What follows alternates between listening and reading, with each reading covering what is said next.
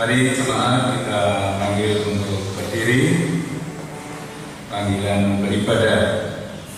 Umat Tuhan yang terkasih, sebagai kesatuan umat Allah, marilah kita awali ibadah ini dengan nyanyian Kidung Jemaat 353 bait yang pertama. Sungguh lembut Tuhan Yesus memanggil.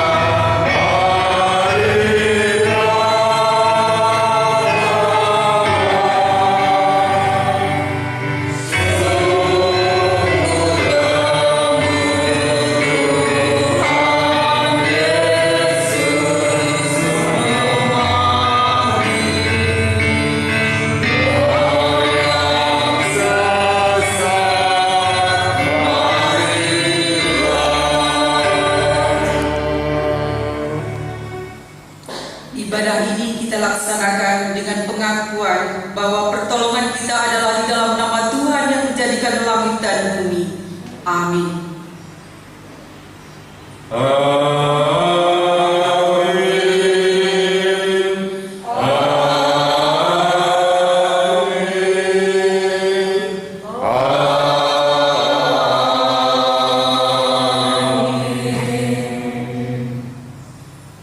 Kasih karunia dan damai sejahtera dari Allah Bapa dan Tuhan Yesus Kristus ada pada saudara sekalian. Kini dan selamanya. Mari kita pujikan Kidung Jemaat 21 bait yang pertama, hari Minggu, hari yang mulia.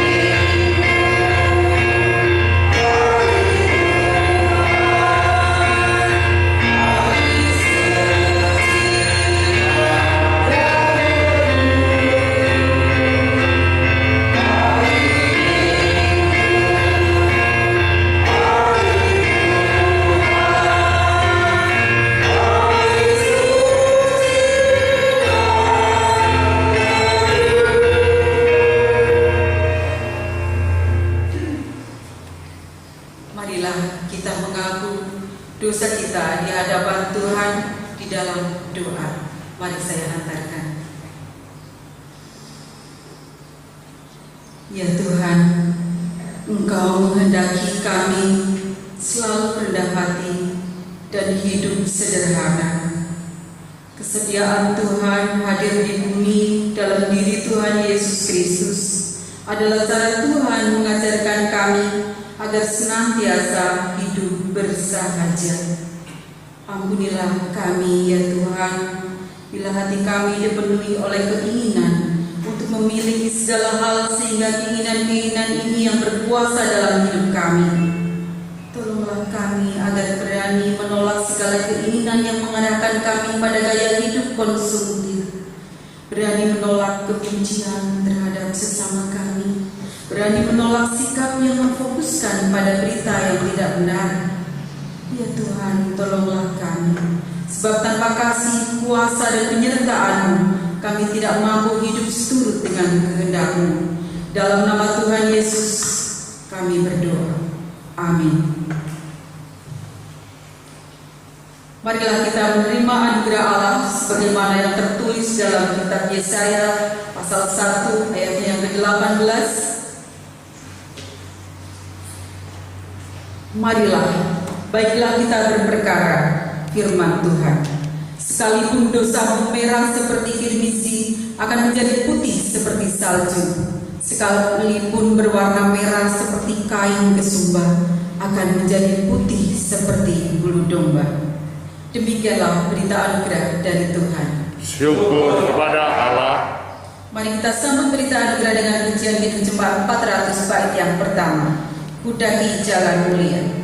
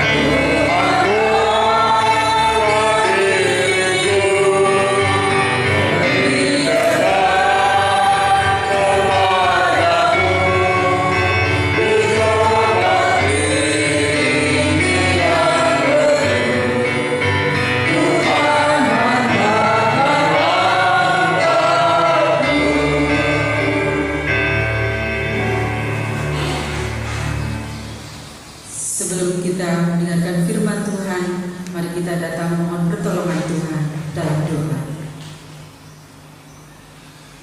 Allah Bapa surgawi, kami mengucap syukur atas segala penyertaan dan kasih-Mu dalam kehidupan kami. Kami datang untuk mendengarkan sabda-Mu. Berfirmanlah ya Tuhan, kami siap untuk mendengarkan. Kiranya Roh Kudus berkenan hadir untuk menerangi hati dan pikiran kami. Berkatilah setiap kami, baik yang mendengarkan atau yang berbicara. Dalam nama Tuhan Yesus. Amin.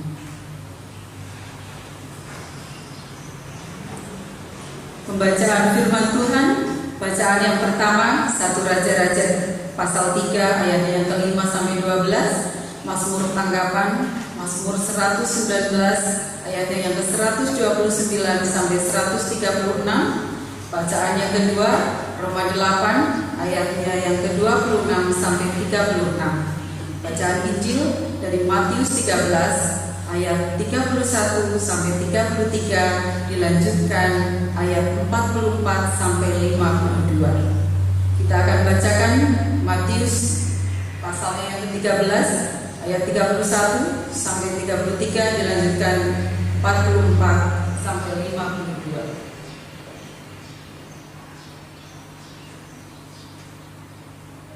Perumpamaan tentang biji sesawi dan ragi. Yesus membentangkan suatu perumpamaan lain lagi kepada mereka, katanya, hal kerajaan surga itu seumpama biji sesawi yang diambil dan ditaburkan orang di ladangnya. Memang biji itu yang paling kecil dari segala jenis benih. Tetapi apabila sudah tumbuh, sesawi itu lebih besar daripada sayuran yang lain, bahkan menjadi pohon, sehingga burung-burung di udara datang bersarang pada cabang-cabangnya. Dan ia menceritakan perumpamaan ini juga kepada mereka. Hal kerajaan surga itu seumpama ragi yang diambil seorang perempuan dan diadukan ke dalam tepung terigu 3 sukat sampai kamir seluruhnya. Dilanjutkan ayat 44, perumpamaan tentang harta terpendam dan mutiara yang berharga.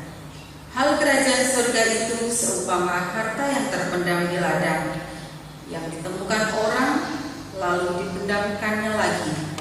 Oleh sebab sukacitanya pergilah ia menjual seluruh miliknya lalu membeli ladang itu. Demikian pula hal kerajaan surga itu seumpama seorang pedagang yang mencari mutiara yang indah. Setelah ditemukannya mutiara yang sangat berharga, ia pun pergi menjual seluruh miliknya lalu membeli mutiara itu. Perumpamaan tentang ukat. Demikian pula hal kerajaan surga itu seumpama ukat yang dilabuhkan di laut lalu mengumpulkan berbagai-bagai jenis ikan. Setelah penuh, ukat itu pun diseret orang ke pantai. Lalu duduklah mereka dan mengumpulkan ikan yang baik ke dalam pasu dan ikan yang tidak baik mereka buang. Demikianlah juga pada akhir zaman, malaikat-malaikat akan datang memisahkan orang jahat dari orang benar, lalu mencampakkan orang jahat ke dalam dapur api. Di sanalah akan terdengar ratapan dan keretakan gigi. Mengertikah kamu semuanya itu? Mereka menjawab, ya, kami mengerti.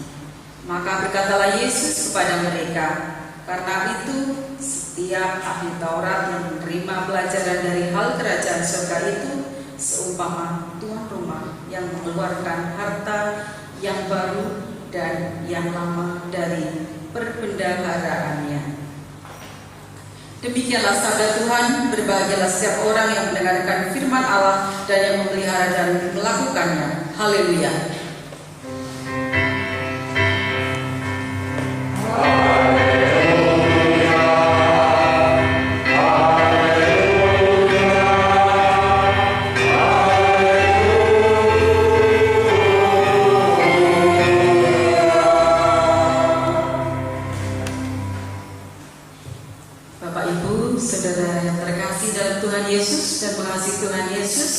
Selamat pagi. Selamat pagi. Judul khotbah pada pagi hari ini, hidup dalam visi kerajaan Allah. Hidup dalam visi kerajaan Allah. Bersama kita akan belajar sedikit tentang firman Tuhan pada pagi hari ini. Suatu ketika saat sedang berada di puncak prestasinya, petinju Indonesia yang terkenal, petinju siapa? Christian ya. Petinju Christian didatangi oleh penggemarnya. Dengan penuh antusias penggemarnya itu bertanya kepada Christian, Anda ini sungguh sangat beruntung dengan bertinju di ring selama beberapa menit. Anda dapat meraup banyak bayaran yang tinggi. Kita pernah melihat ya, Christian itu waktu pertandingan kadang satu ronde sudah KO lawannya. Ya. Di sini kita akan belajar dari penggemar ini, pelajaran yang kurang baik, karena penggemar ini hanya melihat hasil akhir bahwa Christian adalah sang juara. Dia dengan mudahnya mengatakan bahwa Christian sangatlah beruntung karena hanya dengan beberapa saat, beberapa menit saja sudah mendapatkan bayaran yang sangat tinggi. Di zaman ini banyak sekali pemikiran dan sikap hidup kita yang pragmatis dan instan. Kita terkadang tidak mau melihat akan proses. Christian tertunduk dan merenungkan, oh, betapa orang ini tidak tahu. Saya dari kecil berlatih. Pada masa muda pun, masa-masa yang enak untuk bermain-main, saya berlatih. Pada siang hari harus lari-lari, memutari lapangan atau alun-alun Banjarnegara, berlatih bertinju dengan semangat, dengan bekerja keras, dengan tenaga yang luar biasa. Dengan berlatih yang terus-menerus adalah suatu proses sehingga dalam pertandingan Christian pada akhirnya dapat menjadi juara dunia. Sungguh kehidupan ini adalah suatu proses di mana kita harus tekun, sabar dalam segala hal. Terlebih apabila kita menghadapi pergumulan hidup ini, kita tidak sendiri, bahwa Allah selalu ada di pihak kita. Kita akan senantiasa dipimpin oleh kuasa-Nya.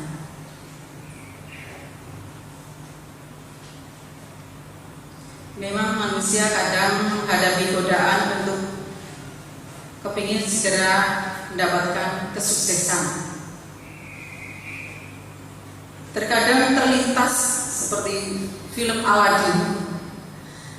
Film Aladdin itu dulu alkisahnya ada jin yang keluar dan diberikan permohonan. Seandainya mungkin Bapak Ibu atau Saudara diberikan 3 permintaan permohonan, apa yang kira-kira akan diminta pada zaman ini? Sehat, ingin kaya raya, oh tidak ingin, ya, ingin sukses gitu ya. Kadang kita berpikir yang instan. Berbeda dengan Salomo.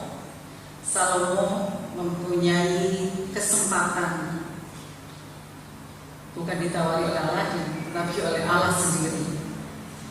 Salomo pun pernah memiliki peluang untuk dapat mendapatkan kesempatan yang luar biasa itu pada saat mempersembahkan korbannya di Gibeon. Allah menjumpai Salomo dalam mimpi dan berfirman dalam 1 Raja-Raja 3 ayat yang ke-5, mintalah apa yang hendak kuberikan kepadamu. Salomo memohon kepada Allah agar diberikan hikmat supaya dapat menjadi hakim yang adil bagi umat Allah, hakim yang mengerti hukum sehingga dapat membedakan manakah yang benar dan yang jahat di hadapan Allah. Permohonan Salomo ini sangat istimewa karena biasanya orang muda suka berpikir pragmatis dan instan dengan mencari kesenangan bagi dirinya sendiri, seperti mungkin kekayaan, kekuasaan, atau panjang umur. Bagaimana sebagai seorang raja muda, Salomo memutuskan untuk memohon hal yang baik di mata Allah seperti itu. Ternyata ada dasarnya kenapa Salomo mintanya hikmat. Yang pertama, Salomo telah mencatat dalam pengalaman dan pengamatannya bahwa di masa lalu Allah telah melimpahkan kasih setia kepada Daud, yaitu ayahnya, dan sekarang mendudukannya sebagai raja. Yang kedua, sekarang sebagai raja Salomo menyadari bahwa dirinya masih muda dan belum berpengalaman. Yang ketiga, Salomo mengetahui bahwa tantangan tugasnya di masa depan sebagai raja yang harus membawa keadilan bagi rakyatnya yang amat banyak sangatlah berat.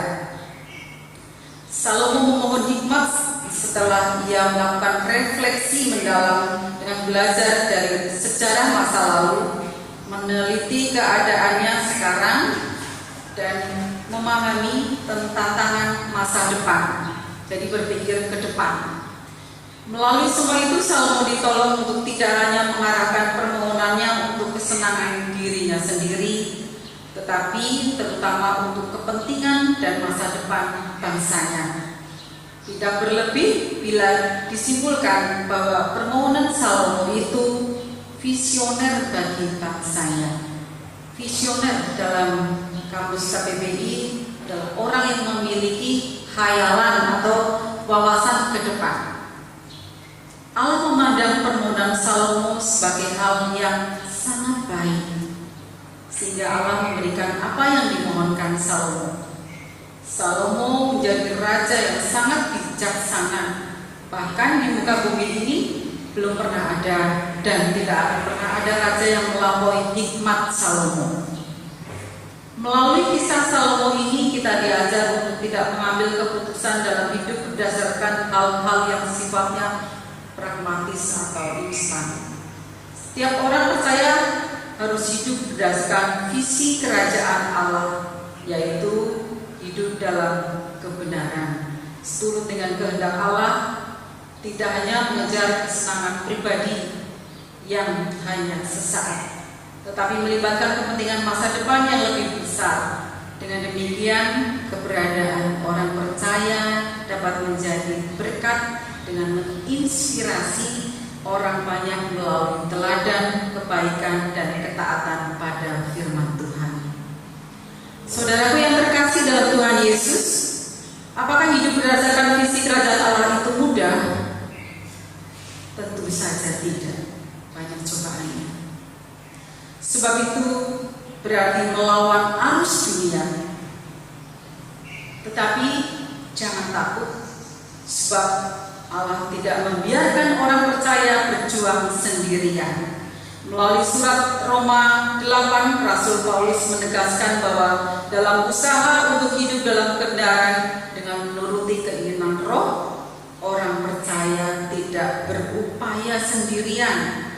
Rasul Paulus menulis dalam Roma 8 ayat yang ke-28, kita tahu sekarang bahwa Allah turut bekerja dalam segala sesuatu untuk mendatangkan kebaikan bagi mereka yang mengasihi Dia, yaitu bagi mereka yang terpanggil sesuai dengan rencana Allah. Salah satu wujud dari penyertaan dan pekerjaan Allah bagi orang percaya adalah bahwa Roh membantu kita dalam kelemahan kita, yaitu dengan mendoakan kita. Tetapi Roh sendiri berdoa untuk kita kepada Allah dengan keluhan-keluhan yang tidak terucapkan. Roma 8 ayat 26b. Selanjutnya Paulus menunjukkan keyakinan iman orang percaya melalui pertanyaannya. Jika Allah berada di pihak orang percaya, siapakah yang dapat melawan? Atau siapakah yang dapat memisahkan kita dari kasih Allah? Jawabannya tentu saja tidak ada. Saudaraku yang terkasih dalam Tuhan Yesus, Paulus menguatkan jemaat di Roma bahwa Allah berada di pihak kita dan turut bekerja dalam segala sesuatu untuk mendatangkan kebaikan. Namun demikian, itu bukan berarti orang percaya boleh hidup hanya ongkang-ongkang kaki karena semua telah dikerjakan Allah. Paulus mengingatkan, sebab semua orang yang dipilihnya dari semula, mereka juga ditentukannya dari semula untuk menjadi serupa dengan gambaran anaknya, supaya ia, anaknya itu, menjadi yang sulung di antara banyak saudara. Roma 8 ayat 29.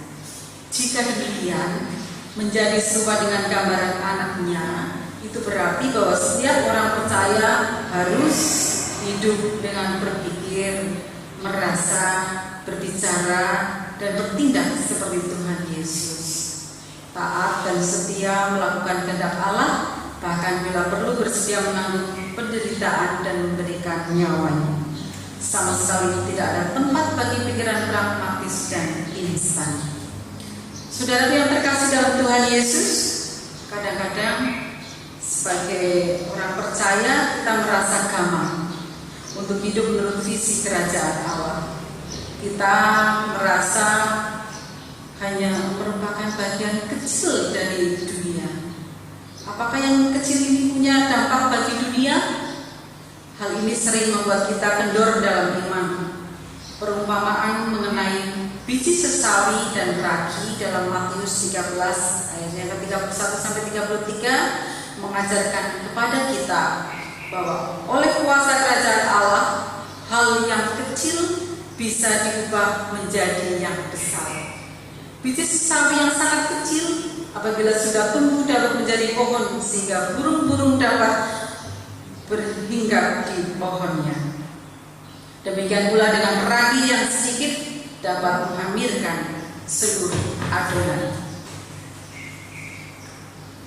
Bapak Ibu Saudara yang terkasih dalam Tuhan Yesus, hidup dalam visi kerajaan Allah yang dilakukan orang percaya mungkin tampaknya kecil, tetapi percayalah, kuasa kerajaan Allah mengubahnya menjadi sesuatu yang berdampak besar bagi dunia.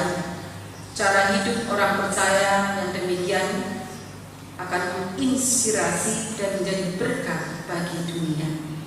Lagi pula, jika kita sudah menemukan yang paling berharga dalam hidup, apakah kita tidak berjuang dengan mengorbankan segala milik kita untuk terus memilikinya? Mari kita terus berusaha untuk hidup menurut visi kerajaan Allah dengan memohon hikmat dan pengertian agar kita dimampukan. Tuhan memberkati. Amin. Saat teduh untuk kita.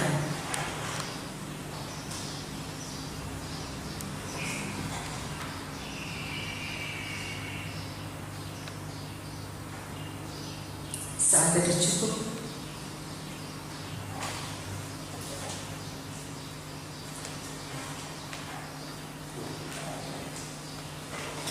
Bapak Ibu pimpinan pendidikan, pagi ini kita akan memperbarui iman percaya kita dengan bersama-sama mengucapkan pengakuan iman rasuli yang demikian. Aku percaya kepada Bapa yang Maha Kuasa, Paling langit dan bumi, dan pada Yesus Kristus Anak yang tunggal Tuhan kita, yang dikandung daripada Roh Kudus, lahir dari anak darah Maria, yang menderita di bawah pemerintahan Pontius Pilatus, disalibkan, mati dan dikuburkan, turun ke dalam kerajaan-Nya. Pada hari yang ketiga, bangkit pula dari antara orang mati, naik surga, duduk di sebelah kanan Allah Bapa yang Maha Kuasa.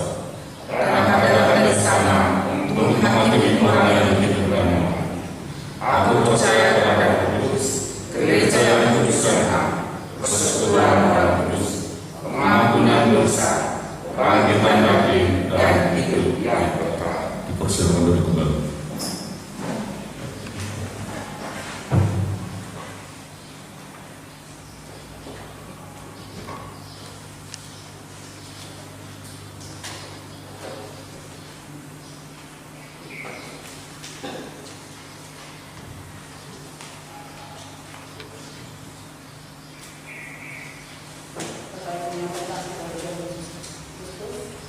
Kita diberi kesempatan oleh Tuhan dan kita dipanggil oleh Tuhan untuk mengikuti perjamuan kudus yang bersediakan pada hari Minggu yang akan datang.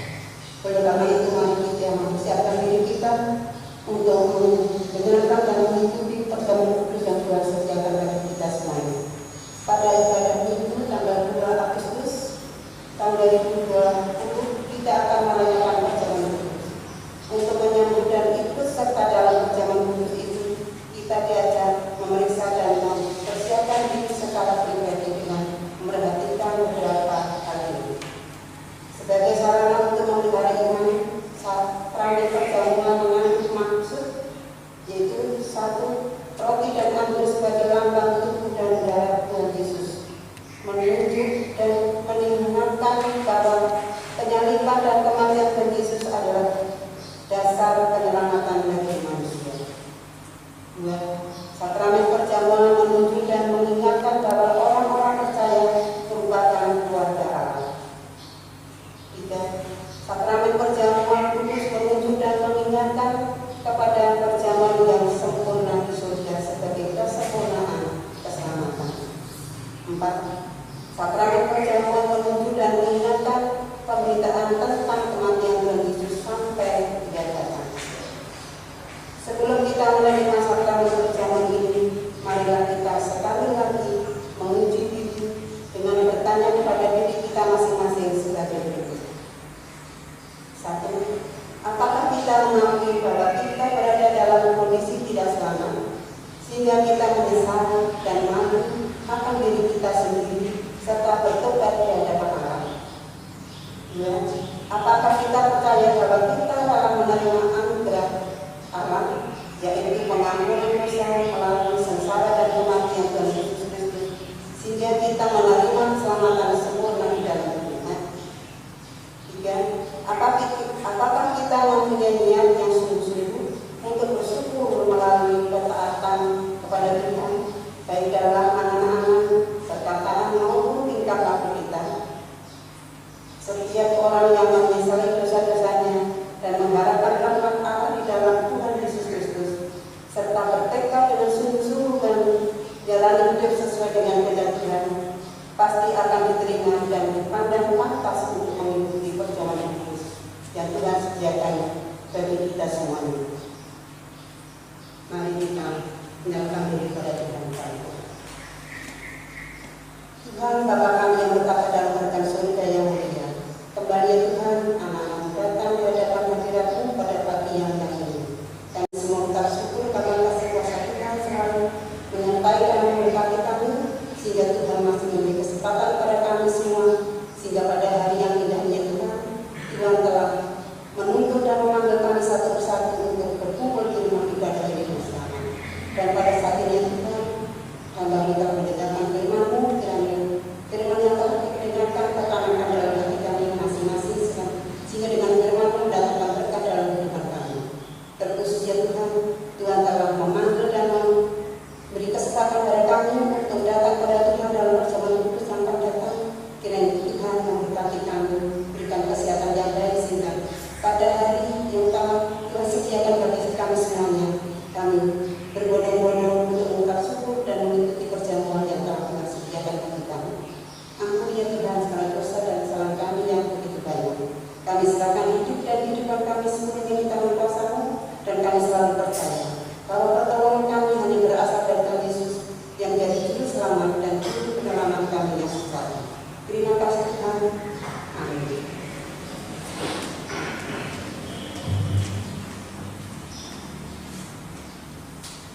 Marilah kita datang kepada Tuhan dalam doa.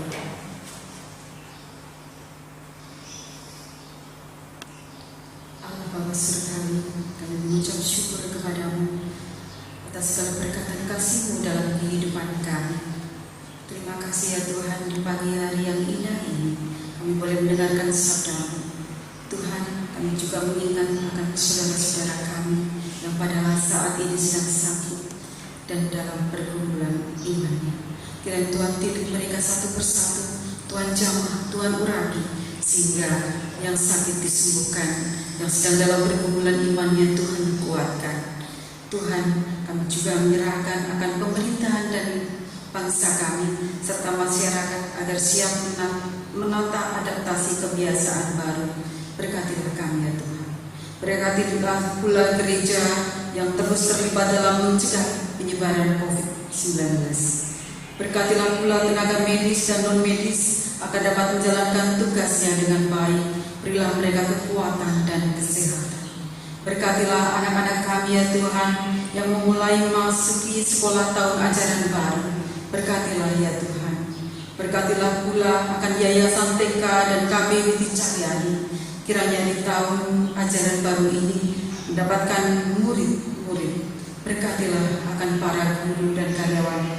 Kiranya Yayasan TK Witi Cahyani dan KB Witi Cahyani dapat menjadi sarana untuk kemuliaan nama Tuhan. Bapa dalam surga, kami menyerahkan akan gereja.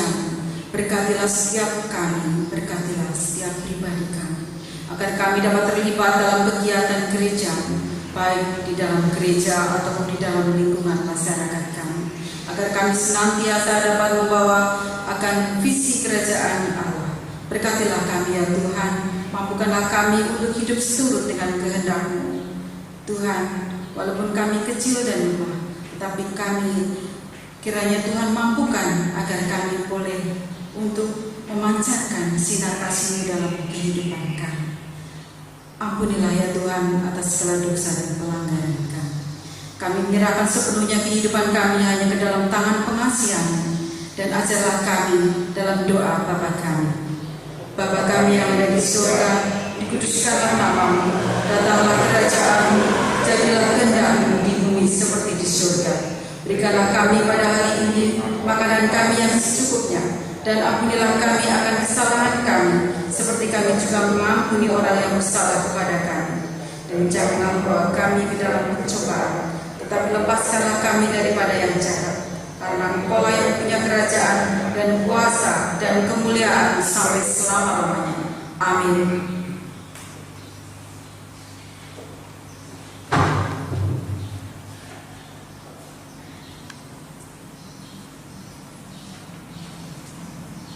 Bapak Ibu yang terkasih di dalam Yesus Kristus, Marilah kita mengaturkan persembahan yang telah kita kumpulkan ini pada Tuhan dengan mengingat firman-Nya yang diambil dari 1 Tesalonika 5 ayat yang ke-18. Yang demikian firman-Nya, mengucap syukurlah dalam segala hal, sebab itulah yang dikehendaki Allah di dalam Kristus Yesus bagi kamu. Marilah kita memuliakan nama Tuhan dengan hitung jemaat 450 yang pertama. Hidup kita yang benar.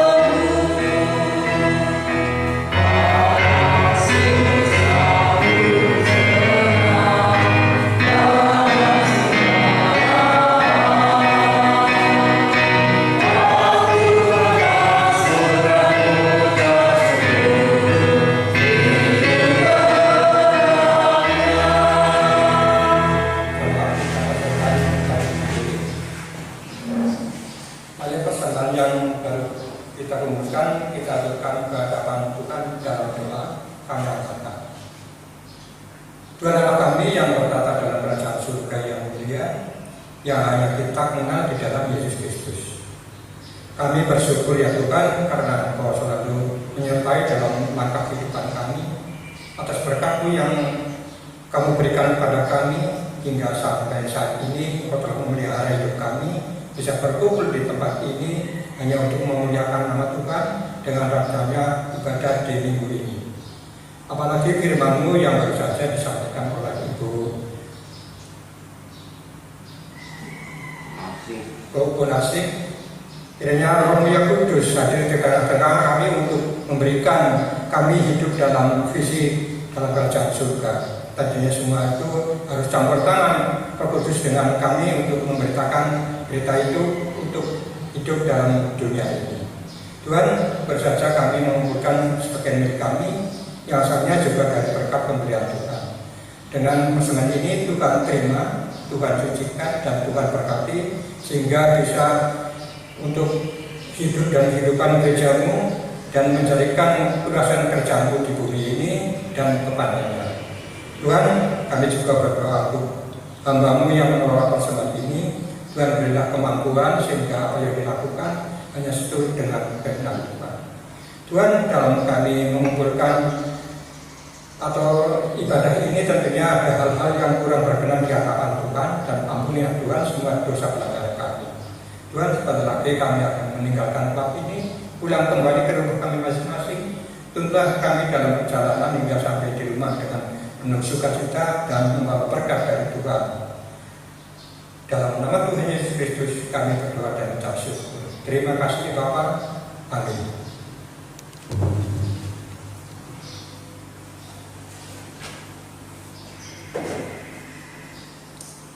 Nyanyian pengutusan Kidung Jemaat 413 bait yang pertama, Tuhan pimpin anak-Mu.